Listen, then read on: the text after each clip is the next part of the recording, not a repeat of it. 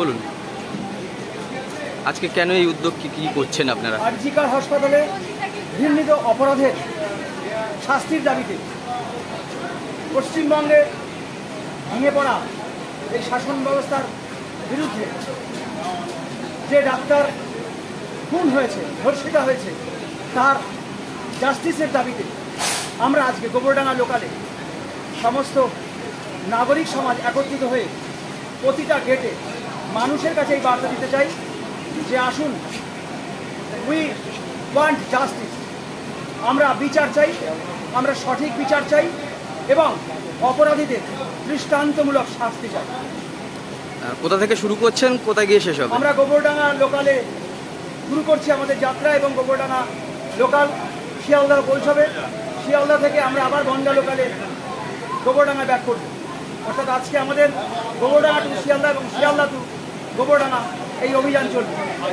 ধন্যবাদ। প্রতিবাদ জানাচ্ছি, ট্রেনেও একটু প্রতিবাদ জানাই, ট্রেনের সাধারণ মানুষদের একটু সোচ্চার করি, যারা এখনো জানে না, যারা এখনো মোবাইল, যাদের কাছে এখনো স্মার্টফোন নেই, যারা খবর দেখতে পায় না, তারা একটু আমাদের দেখে আসুক, রাস্তায় নামুক।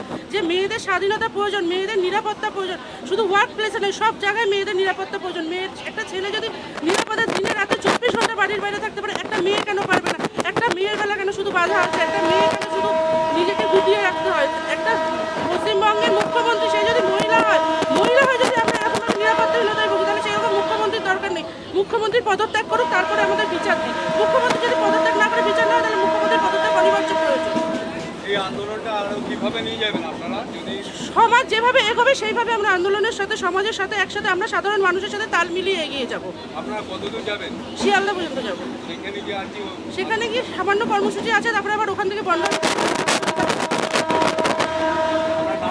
মৌমিতা পোদ্দার। আন্দোলন চাইছেন বিচার,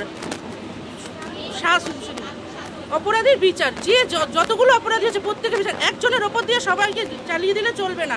একজন অপরাধী নয়, অপরাধী অনেকজন, এটা সবাই জেনে গেছে, বুঝে গেছে। তাহলে বাকিদের লুকিয়ে রাখার কোনো মানে হয় না, খুনিকেও আমরা লুকিয়ে রাখা যায় না।